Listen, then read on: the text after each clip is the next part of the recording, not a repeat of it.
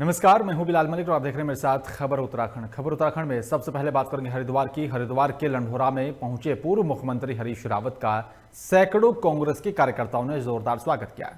इस दौरान हरीश रावत ने बुग्गी पर सवार होकर बढ़ती महंगाई का विरोध किया है और वहीं पूर्व मुख्यमंत्री के आने पर लोगों को यहां पर भारी भीड़ जुट गई थी, जिससे घंटों तक जाम की स्थिति बनी रही। आपको बता दें कि यहां पर इस दौरान हरीश रावत के समर्थन में कांग्रेस कार्यकर्ता जोरदार नारेबाजी करते हुए नजर आए। वहीं हरीश रावत ने कहा है कि 2022 में कांग्रेस की सरकार बनने से कोई नहीं रोक सकता है और बीजेपी की नाकामियों के चलते आज सभी वर्ग के लोग बेहद परेशान हैं। और इसके साथ ही उन्होंने कहा है कि एक तरफ महंगाई ने आम आदमी की कमर तोड़कर रख दी है और वहीं किसानों को उसके गन्ने का भुगतान नहीं मिल पा रहा है। चारों तरफ लोग बेहद परेशान हैं, लेकिन अब समय आ गया है कि उत्तराखंड में कांग्रेस की सरकार बनेगी।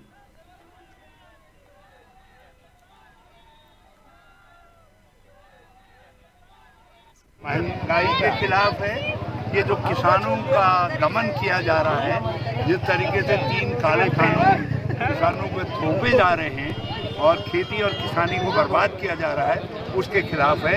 इसीलिए इसका नाम हमने किसान संकल्प यात्रा रखा है। पेट्रोल ने दाल और दूसरे खाने की चीज़ों के दामों में जो लगातार वृद्धि हो रही है, उसने गरीब का, आम आदमी का, निम्न मध्यम वर्ग का सबका बजट चौपट कर दिया। लालकुआं में यूथ कांग्रेस कार्यकर्ताओं ने स्टेशन तिराहे पर इकट्ठा होकर बीजेपी सरकार और साथ ही मुख्यमंत्री तीरथ सिंह रावत के खिलाफ जमकर नारेबाजी की और मुख्यमंत्री तीरथ सिंह रावत का पुतला दहन किया। आपको बता दें कि इस दौरान कांग्रेस कार्यकर्ताओं का कहना था कि बीजेपी सिर्फ मुख्यमंत्री बदलने तक ही सीमित है, विकास कार्यों की और सरकार का ध्यान नहीं है। वहीं सरकार के मुख्यमंत्री महिलाओं पर भी टिप्पणी कर रहे हैं और जबकि उन्हें बचे हुए 1 साल में प्रदेश के विकास कार्यों पर ध्यान देना चाहिए।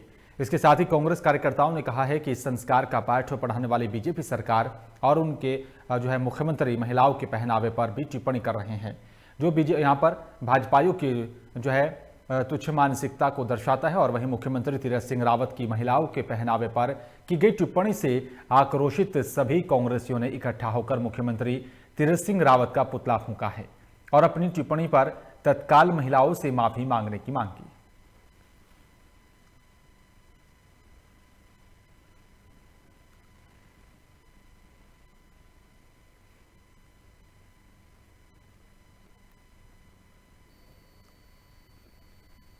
उत्तराखंड सरकार के माननीय मुख्यमंत्री श्री तीरथ रावत जी द्वारा एक बयान दिया गया, जो कि कहीं भी उनकी पद की गरिमा को नहीं दर्शाता। उनने महिलाओं को और उनके पहनावे को लेकर बड़े अशोभनीय ऐसी टिप्पणी करी जिसे कोई भी एक आम नागरिक पचा नहीं सकता है। ये इनकी छोटी मानसिकता और इनकी पार्टी की जो ये लोगों के संस्कार की बात कर रहे हैं, इनके संस्कार इतने बेकार हैं कि महिलाओं को लेकर हमेशा अभद्र टिप्पणियां करते हैं और एक छोटी सोच रखते हैं, जिसके विरोध में आज यूथ कांग्रेस द्वारा लालकुआं शहर में मुख्यमंत्री का पुतला फूंका गया। ये उत्तराखंड सरकार, इनकी जब से आज 4 साल पूर्ण होने के बाद इनको विकास की गति तेज बढ़ानी थी। ये उत्तराखंड में मुख्यमंत्री बदलने के कार्य कर रहे हैं। उत्तराखंड में विकास के कार्य सब ठप कर चुके हैं और अब जब इनको 1 साल में आदमी अपने काम के लिए आगे बढ़ता है, अपने काम करने के लिए, अपनी सरकार को लाने के लिए कार्य करता है, ये 1 साल में महिलाओं के लिए बताते हैं कि क्या उनको पहनना क्या नहीं पहनना। मुख्यमंत्री तय इसलिए होता है कि विकास, प्रदेश का विकास हो, प्रदेश के चहुमुखी विकास में युवाओं का योगदान हो, युवाओं आगे बढ़े। और यहाँ पर आदरणीय मुख्यमंत्री द्वारा महिलाओं को क्या पहनना क्या नहीं पहनना है, ये डिसाइड हो रहा है। और देहरादून में आम आदमी पार्टी प्रदेश की बीजेपी सरकार के 4 सालों की विफलता को लेकर पूरे प्रदेश की विधानसभाओं में प्रदर्शन कर काला दिवस मना रही है। और इसी क्रम में देहरादून में भी प्रदेश प्रभारी दिनेश मोहनिया और साथ ही प्रदेश अध्यक्ष एसएस कलेर के नेतृत्व में मुख्यमंत्री आवास का घेराव के लिए मार्च निकाला गया। दिलाराम चौक के पास ही सलवाला से भी यहां पर आप कार्यकर्ता नारेबाजी करते हुए मुख्यमंत्री आवास कूच कर रहे हैं, जिसके बाद पुलिस ने यहां पर हाथी बड़कला में भी बैरिकेडिंग कर आप कार्यकर्ताओं को रोक दिया था।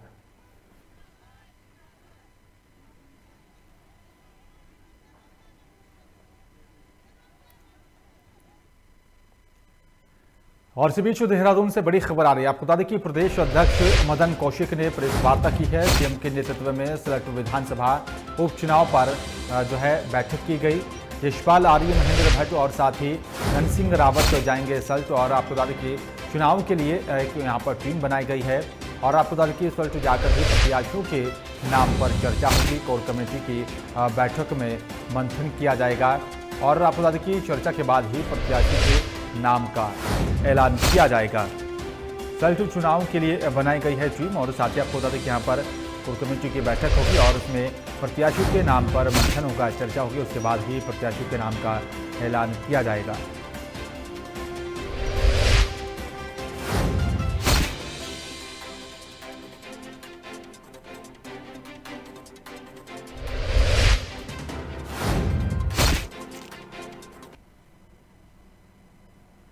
सितारगंज में पूर्व केंद्रीय मंत्री और साथ ही उत्तर प्रदेश के पूर्व मुख्यमंत्री रहे हिमालय पुत्र स्वर्गीय हेमंत नंदन बहुगुणा की 32वीं पुण्यतिथि पर सितारगंज में विधायक सौरभ बहुगुणा के आवास पर पहुंचे।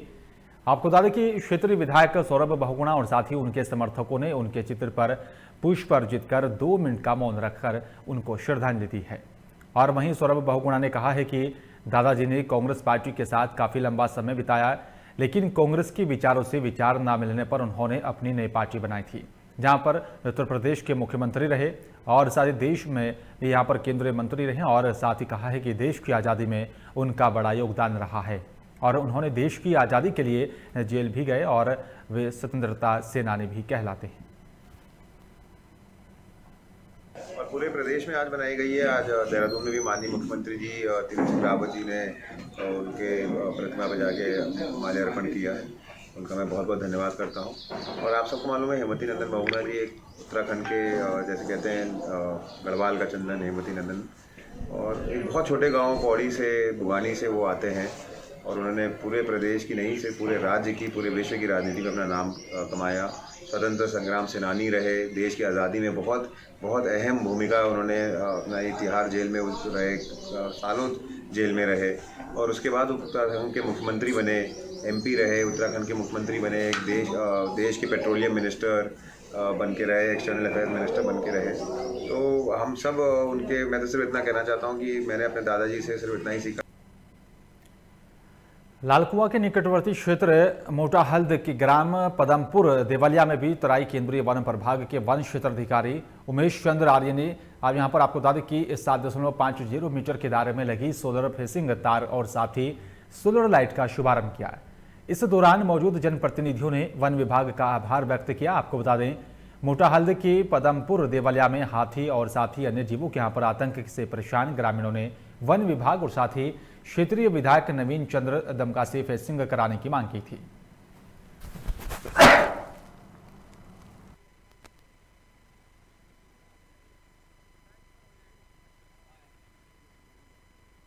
अभी तक लगभग हमने मानव वन्यजीव सुरक्षा के लिए लगभग 8.5 किलोमीटर खाई का भी रिन्यूअल कर दिया है और लगभग 8-9 किलोमीटर के आसपास हमने टेंटिकल सोलर फेंसिंग का नव निर्माण किया गया है, जिससे काफ़ी हद तक रोकथाम हुई है। और आगे को भी जो क्षेत्र हमारा बचा हुआ है उसमें भी टेंटिकल सोलर फेंसिंग की कार्रवाई की जाएगी, उपलब्ध होगा। इसको ये लगभग अभी तो करीब 25 लाख के आसपास हो गया है, खर्च हो गया है। आगे को अब कम काम है, करीब 4-5 किलोमीटर और रह गया है। ये भी जैसे बजट उपलब्ध होगा हम इसको पूर्ण कराने की कोशिश करेंगे। सबसे पहले तो मैं यहाँ के जो डेफो मैडम है अभिलाषा सिंह और रेंजर महोदय फॉरेस्ट विभाग का धन्यवाद अदा करता हूँ, क्योंकि हम लोग हमारी आत्मा जानती है, जो किसान भाई हैं इनकी आत्मा जानती है। हम लोग रात भर जो है यहाँ पर सो नहीं पाते थे और जो है रात भर हाथी भगाने में रह जाते थे और आज उम्मीद करते हैं कि शायद अब चैन की नींद हम सो पाएंगे। ये मांग हमारे काफ़ी समय से थी, जब कंजर्वेटर यहाँ पर जो है वो हमारे धगाते साहब थे, उस समय से हमारी मांग थी। लेकिन अब जाके हमारी पिछले बार भी 200 मीटर उन्हें हाथी दीवार यहाँ पर फॉरेस्ट विभाग ने दी थी, लेकिन आज ऐसा लगता है कि अब जंगली जो है हाथियों से हमारा नुकसान अब कम होगा खेती में। अभी तक लगभग हमने और खटीमा में एक तरफ बिजली विभाग उपभोक्ता को यहां पर 100% ब्याज माफ करने का दावा कर रहा है, तो वहीं सरकार ने 75 किलोवाट से कम वाट वाले उपभोक्ता सर्च चार्ज छोड़कर ही प्रीमियम बिल में यहां पर लेके निर्देश दिए गए हैं। उसके बाद भी बिजली विभाग पर बिल में सर्च चार्ज लिया जा रहा है और वह इसको लेकर उपभोक्ताओं ने सरकार के द्वारा दी जा रही छूट नहीं देने का भी आरोप लगाया। जो कंज्यूमर्स हैं बिजली विभाग के, उनको एक छूट दी गई है, जिसमें सर्च माफी योजना है। उसमें क्या है कि आपके जितना भी बिल है उसमें जितना भी सरचार्ज आपका है वो सारा माफ है, केवल आपका प्रिंसिपल अमाउंट जमा करना पड़ेगा एक मुश्त। और ये योजना करीब 18 मई तक है। और इसमें इसमें जो उपभोक्ता आते हैं जो कंसिडर किए गए हैं, इसमें एक तो घरेलू हैं, एक कॉमर्शियल्स हैं और आपका पीटीडब्ल्यू भी है। आम आदमी पार्टी प्रदेश की बीजेपी सरकार की 4 सालों की विफलता को लेकर पूरे प्रदेश की विधानसभाओं में प्रदेश का काला दिवस मना रही है। और इसी के तहत आपको बता दें कि यहां पर आप कार्यकर्ताओं ने भगत सिंह चौक से लेकर चंद्राचार्य चौक तक पैदल मार्च निकाला। और आम आदमी पार्टी के पूर्व प्रदेश प्रवक्ता हेमा भंडारी ने बताया कि यहां पर आज आम आदमी पार्टी पूरी 17 विधानसभाओं में 18 मार्च को काला दिवस के रूप में मनाने जा रही है।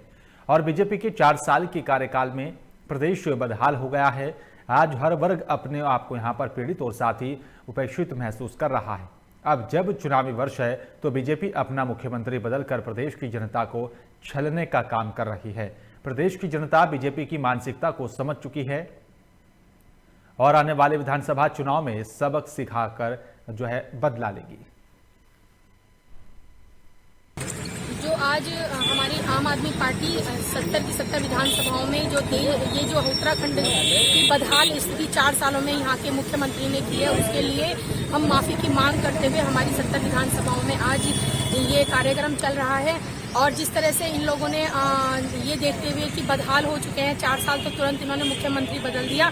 मुख्यमंत्री बदलने से इनकी नियति नहीं बदल जाएगी। मुख्यमंत्री बदलने से हमारे जनता की जो है 4 साल जो इन्होंने बदहाल की है उसकी स्थिति को उसे बदला नहीं जा सकता। भाजपा सरकार को माफ़ी मांगनी चाहिए जनता से कि उन्होंने जो 4 सालों में इस प्रदेश की जो स्थिति कर दी है, हर किसी को मजबूर कर दिया है। युवा हरिद्वार में एक तरफ कुंभ मेले का आयोजन हो रहा है और नागा साधुओं को पूजा जा रहा है, और वहीं दूसरी ओर नागा साधुओं को चोट पहुंचाने के भी काम लगातार प्रशासन कर रहा है। आपको बता दें कि हरिद्वार के रुड़बेला क्षेत्र में हाथी वाले पुल से ही लेकर विष्णु घाट तक गंगा किनारे कई नागा साधुओं ने कई सालों से धूनी जला रखी है और वहीं पर अपने तंबू लगाए बैठी हैं। लेकिन पुलिस प्रशासन ने उनके तंबुओं को यह कहते हुए यहाँ पर उखाड़ फेंका है कि वो यहाँ पर तंबू नहीं लगा सकते, जिसके विरोध में नागा सन्यासियों ने विरोध प्रदर्शन किया और अपनी योग्य क्रिया के यहाँ पर आए हुए श्रद्धालुओं को भी दिखाकर अपनी ओर आकर्षित किया है। एक छोटा सा पन्नी डाल करके यहाँ भजन करते हैं, लेकिन रोज रोज पुलिस के लोग आते हैं, रोज हमारी पन्नियों को तोड़ते हैं, ब्लेडों से फाड़ते हैं, चक्कू से काटते हैं। जिस तरह से रावण के जमाने में अत्याचार होता था, आज हमारे साधुओं के साथ, हमारे गरीबों के साथ भी अत्याचार किया जा रहा है। ये सहन करने के योग्य नहीं। हल्द्वानी नगर निगम सभागार में खाद्य सतर्कता समिति की बैठक का आयोजन किया गया, जिसमें खाद्य आयोग के अध्यक्ष भूपेंद्र रावत और साथ ही मेयर जोगेंद्र रौतेला के साथ नगर निगम के पार्षद और खाद्य सतर्कता समिति के सदस्य भी बैठक में मौजूद रहे। इस दौरान कांग्रेस पार्षदों ने भेदभाव का भी आरोप लगाते हुए बैठक में जमकर नारेबाजी की और हंगामा किया। कांग्रेसी पार्षदों ने यहां पर आरोप लगाया कि सत्ता पक्ष के लोगों को यहां पर समिति में सदस्य बनाया गया है, जबकि कांग्रेसी और साथ ही निर्दलीय पार्षदों के साथ भेदभाव हुआ है।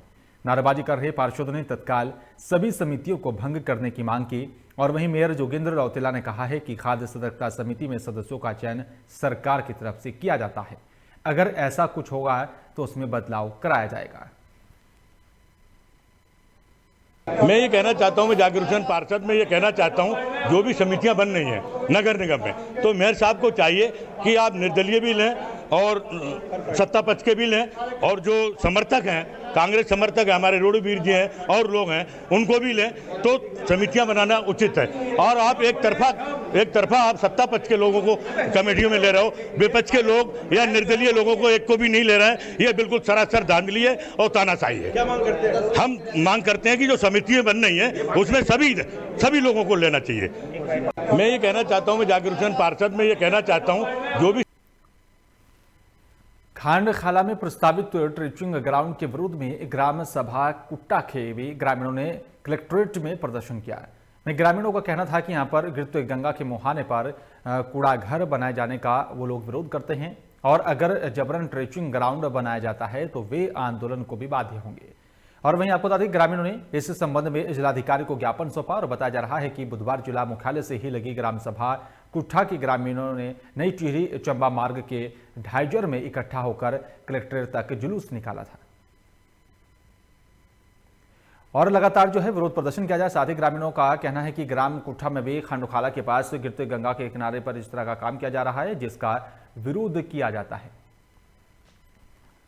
और चलिए बात करेंगे लक्सर की। लक्सर में कांग्रेसी कार्यकर्ताओं के यहां पर जो है जन आक्रोश सभा का भी आयोजन किया गया। पूर्व मुख्यमंत्री हरीश रावत जन आक्रोश सभा को संबोधित करते हुए मौजूदा बीजेपी सरकार पर किसानों की अनदेखी और साथ ही महंगाई और बेरोजगारी के खिलाफ जमकर बरसे हैं। उन्होंने कहा है कि बीजेपी सरकार में किसानों का शोषण हो रहा है, किसानों के ऊपर सरकार जानबूझकर काले कानून थोप रही है। हरीश रावत ने कहा है कि यहां पर राहुल गांधी ने संकल्प लिया है कि वो महंगाई के खात्मे के लिए संघर्ष करेंगे और किसानों के ऊपर जो अत्याचार हो रहा है, किसानों पर थोपे जा रहे कृषि कानूनों को वापस लेने की लगातार सरकार से मांग करेंगे।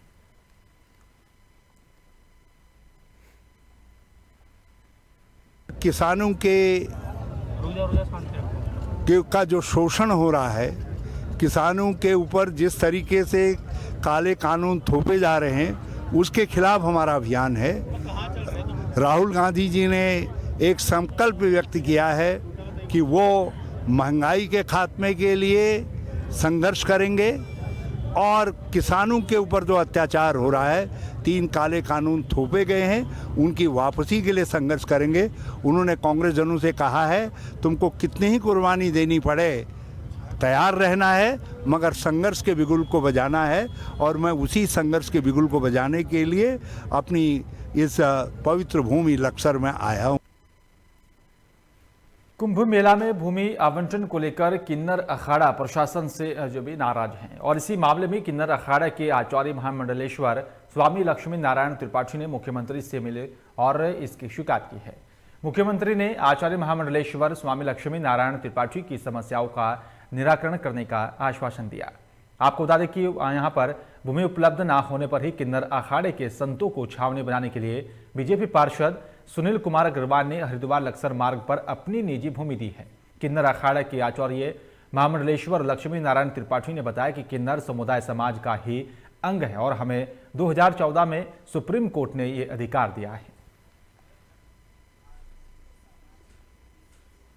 हमने ये अनुरोध किया, जिस तरीके से मर्द औरत सन्यासियों के बारे में सरकार सोचती है, बजटिंग करती है और बहुत सारी सुविधाएं देती हैं, तो हमने ये उन्हें अनुरोध किया है कि किन्नर जो समुदाय है, जो सबसे आखिरी घटक है इस भारतवर्ष का, जिसे भारत होने का सौभाग्य मिला 2014 में, सुप्रीम कोर्ट ने हमें भारतीय होने का सौभाग्य दिया।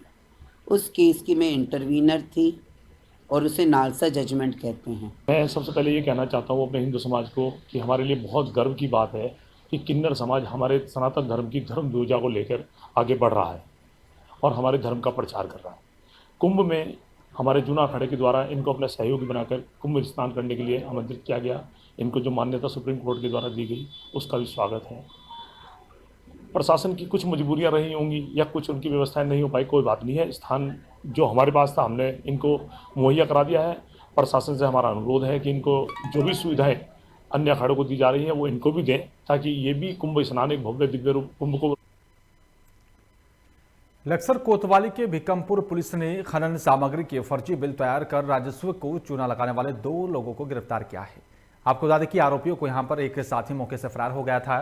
वहीं फर्जी बिल तैयार करने वाले व्यक्ति की दुकान से लैपटॉप, इंटरनेट डिवाइस और स्कैनर प्रिंटर बरामद किया गया। दरअसल करीब 7-8 महीनों से भिकमपुर क्षेत्र में खनन सामग्री के फर्जी बिल तैयार करने वाला एक गिरोह सक्रिय था। बताया जा रहा है कि ये गिरोह यहां पर खनन सामग्री के फर्जी बिल तैयार कर राजस्व को हानि पहुंचा रहा था। वहीं मुखबिर की सूचना पर ही मंगलवार रात भिकमपुर पुलिस चौकी प्रभारी मनोज नौटियाल ने टीम के साथ फतुआ गांव के पास खनन सामग्री से भरी एक ट्रैक्टर ट्रॉली को रोका, जहां पर पुलिस ने ट्रैक्टर चालक से खनन सामग्री संबंधी बिल मांगा तो चालक ने भिकमपुर गांव के पास स्थित स्टोक जय गंगा ट्रेडिंग कंपनी के नाम का बिल दिखाया था। और वहीं पुलिस ने जयगंगा ट्रेडिंग कंपनी बीकमपुर से पूछताछ की तो बिल फर्जी निकला, जिसके बाद ट्रैक्टर चालक का साथी अंधेरे का फायदा उठाकर फरार हो गया था और जिसके बाद पुलिस ने खनन सामग्री से लदे ट्रैक्टर ट्रॉली सहित चालक को गिरफ्तार कर लिया। और वहीं बीकमपुर पुलिस चौकी प्रभारी मनोज नोटियाल ने बताया कि दोनों के खिलाफ कानूनी सामग्री चोरी करने के धाराओं में भी मुकदमा दर्ज कर आगे कार्रवाई शुरू कर दी गई। देखिए, बीकमपुर जो चौकी है हमारी, उसमें ये सूचना मिली थी हमें कि जो ये अवैध जो रमन्ने का जो संचालन करके जो है खनन किया जा रहा है, इसी क्रम में जब इसमें टीम बना के जो कार्रवाई की गई तो ये प्रकाश में आया कि सतीश जो है वो रायपुर रायघाटी के रहने वाले हैं। उनके द्वारा अवैध रमन्नों के साथ जो है वो ट्रांसपोर्टेशन किया जा रहा था खनन के सामग्री का, तो उनको मौके पर इनको अरेस्ट किया गया। उनके द्वारा खुलासा किया गया कि जो रमन्ना उनके द्वारा बनाया गया है वो एक दूसरे व्यक्ति है मेहताब, उनके द्वारा जो है वो बनाया गया। तो इस क्रम में जिम कॉर्बेट नेशनल पार्क में फेज 4 की गणना के मुताबिक बाघों की संख्या में इजाफा हुआ है। हालांकि यहां पर पिछले 10 सालों में आपसी संघर्ष और साथ ही टेरिटोरियल फाइट में 14 बाघों की मौत हो चुकी है। वहीं विश्व प्रसिद्ध जिम कॉर्बेट नेशनल पार्क में फेज 4 की गणना के मुताबिक 252 से भी ज़्यादा बाघ पाए गए हैं और जहां पर Corbett tiger reserve 521 square kilometre में फैला हुआ पार्क है। लेकिन बाघों की बढ़ती संख्या के कारण अब भूमि कम पड़ती हुई जा रही है। और वहीं वन्यजीव विशेषज्ञ संजय कुमार का भी कहना है कि किसी भी क्षेत्र में बाघों का बढ़ना एक अच्छा संकेत है, लेकिन एक चिंता का विषय भी बनता है क्योंकि बाघों के वन क्षेत्र सीमित हैं। खासतौर पर नर बाघों के वन क्षेत्र तो सीमित ही होते हैं और जिसके चलते नर बाघ यहाँ पर वर्चस्व की लड़ाई को लेकर एक दूसरे के ऊपर हमलावर होते रहते हैं। देखिए, कॉर्बेट टाइगर रिजर्व में बाघों की संख्या जो है वो लगभग 252 है, जो फेज 4 मॉनिटरिंग हुई है लास्ट ईयर। जो बाघों की संख्या है उसके हिसाब से जो हर्बीवोर्स पॉपुलेशन है वो भी यहाँ पे सफिशिएंट है और यही कारण है कि यहाँ पर बाघों की संख्या लगातार बढ़ रही है और बाघों का जो है लगातार मूवमेंट कॉर्बेट और आसपास के फॉरेस्ट डिवीजन में होता है। परंतु जो टेरिटोरियल फाइट है वो टाइगर्स का एक नेचुरल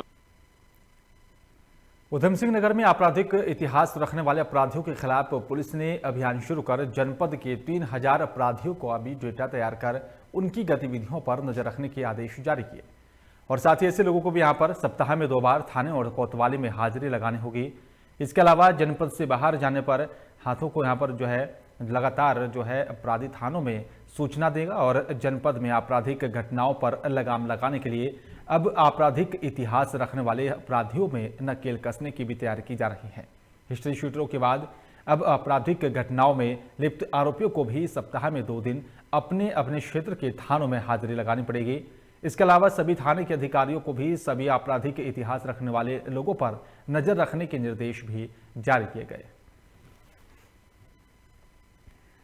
दूसरा, जो एक्टिव हैं, जो क्राइम कर सकते हैं, उनका मैंने ये थानों को बताया है कि 2 दिन उनका थाने में परेड होगा और प्रतिदिन उनसे टेलीफोन से उनको उनकी लोकेशन के बारे में क्या कर रहा है, कोई गलत काम तो नहीं कर रहा है, तो वो टोका टाकी हम टेलीफोन से भी करेंगे और अगर हमको लगेगा कि ये कुछ क्राइम कर सकता है तो ऐसे लोगों के खिलाफ गुंडा एक्ट और गैंगस्टर एक्ट के तहत कार्रवाई करेंगे। सर, इसके अलावा अगर जिले जनपद से बाहर जाएगा तो उस थाने में सूचना भी देनी पड़ेगी, ऐसा कुछ? बिल्कुल, अगर जनपद से बाहर जा रहा है, जो भी वो काम कर रहा है। दूसरा, कुंभ 2021 का दूसरा शाही स्नान नजदीक आता हुआ दिख रहा है और आपको बता दें कि यहां पर गढ़वाल मंडलायुक्त रविनाथ रमन ने भी कुंभ मेला कार्यों का औचक निरीक्षण कर सभी अखाड़ों की व्यवस्थाओं का भी जायजा लिया। इस दौरान मंडल आयुक्त ने यहां पर टूटी हुई सड़कों, कूड़ेदान, पानी और साथ ही बिजली की व्यवस्था को दुरुस्त करने के निर्देश जारी किए। मंडलायुक्त ने प्रशासन को 1 हफ्ते में सभी व्यवस्था सुचारू रूप से ठीक करने के निर्देश दिए हैं।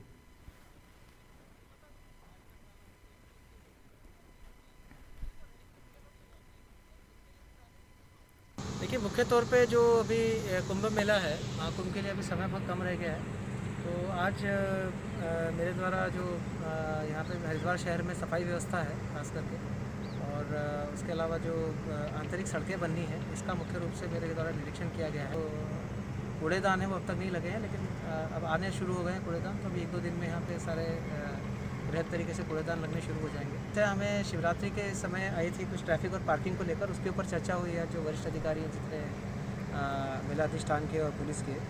और उसके अलावा अभी हमारे क्योंकि मजिस्ट्रेट्स आने लग गए हैं तो एक निर्देश मैंने दिया है कि अभी हमारे जितने सेक्टर मजिस्ट्रेट्स हैं उनको उनके एरिया जो है तत्काल आवंटित कर दिए। देखिए मुख्य तौर पर काशीपुर में पुलिस को बड़ी सफलता हासिल हुई है। आपको बता दें कि यहाँ पर नशे के कारोबार की रोकथाम के लिए पुलिस जगह जगह पर वरिष्ठ पुलिस अधीक्षक के दिशा निर्देशानुसार क्षेत्र में टीमें गठित कर चेकिंग अभियान चला रही है। और आपको बता दें कि जिसके चलते ITI थाना क्षेत्र के चौकी क्षेत्र अंतर्गत चेकिंग के दौरान पुलिस ने 2 स्मैक तस्करों को गिरफ्तार करने में सफलता हासिल की। वहीं गिरफ्तार तस्करों के पास से 115 ग्राम के करीब स्मैक बरामद की गई है और जिसकी अंतर्राष्ट्रीय बाजार में कीमत 50 लाख रुपए बताई जा रही है। वहीं मामले का खुलासा पुलिस क्षेत्र अधिकारी ने अपने कार्यालय में किया। बताया जा रहा है कि काशीपुर ITI थाना पैगा चौकी में हमराह फोर्स के साथ अलीगंज रोड पर चेकिंग की जा रही थी और जहां पर चेकिंग के दौरान अलीगंज की तरफ से मोटरसाइकिल आ रही थी और आपको बता दें कि बाइक चालक ने यहां पर पुलिस को देख गाड़ी को पीछे मोड़ दिया। वहीं पुलिस ने शक के आधार पर मोटरसाइकिल चालक और का पीछा किया और पीछे बैठे व्यक्ति को मौके से ही पकड़ लिया था। उसके बाद तलाशी में ये यहाँ पर अवैध जो है स्मैक बरामद की गई। को हमारे पैगा क्षेत्र में पैगा चौकी इंचार्ज और SOITI द्वारा बहुत ही अच्छी कामयाबी हासिल की गई। दौरान व्हीकल चेकिंग एक मुखबिर सूचना पे इन्होंने एक गाड़ी रोक दी और लगभग 115 ग्राम स्मैक, वो मतलब बहुत ज़्यादा कमर्शियल क्वांटिटी से उतनी प्राप्त हुई। इससे ये पता चला है और इंट्रोगेशन में भी आया है कि ये व्यक्ति होलसेलर्स है और पूरे क्षेत्र में थ्रू पेडलर्स ये आगे बेच रहे हैं। तो एक इसमें 2 व्यक्ति गिरफ्तार हुए, 2 व्यक्ति दोनों बाइक पे थे और ये बरेली। हल्द्वानी के बाल सुधार गृह से 7 बच्चे फरार हो गए हैं और बच्चों के फरार होने की खबर से पुलिस प्रशासन में हड़कंप मचा हुआ है। वहीं सूचना के बाद मौके पर पहुंचे पुलिस अधिकारी मामले की जांच में जुटे हैं। बताया जा रहा है कि सभी बच्चे अलग अलग अपराधों में बंद थे, जिसमें से 2 बच्चे बरामद हो गए हैं और ये सभी एक ही कमरे में रहते थे और सुबह 4 बजे रजाई की कवर की ही रस्सी बनाकर ग्रिल और साथ ही जाली तोड़कर सीढ़ी के सहारे कूदकर बाल सुधार गृह से भागने में कामयाब रहे। जिला प्रोबेशन अधिकारी रमा जैन ने बताया कि यहाँ पर 2 बच्चे बरामद हो चुके हैं और बाकी बच्चों की तलाश की जा रही है। साथ ही ड्यूटी में तैनात चौकीदारों से भी स्पष्टीकरण मांगा गया है।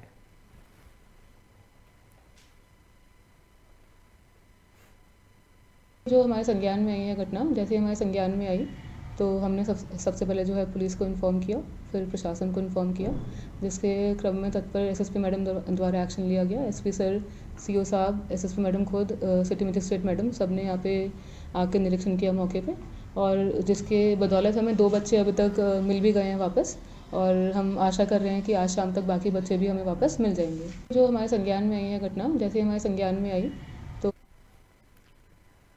लक्सर में पुलिस ने साल 2011 से 2019 के बीच पकड़ी गई अवैध शराब पर बुलडोजर चलाकर सभी शराब को नष्ट करवा दिया है। आपको बता दें कि पुलिस ने साल 2011 से 2019 के बीच लक्सर पुलिस ने आबकारी एक्ट के तहत करीब 400 मुकदमे दर्ज किए थे और यहां पर मुकदमों में देशी और साथ ही विदेशी शराब सहित कच्ची शराब बरामद की गई थी। वहीं CO विवेक कुमार ने भी बताया कि यहां पर काफ़ी मामले कोर्ट से निस्तारित हो गए हैं और जबकि कई मामलों पर अभी भी सुनवाई चल रही है।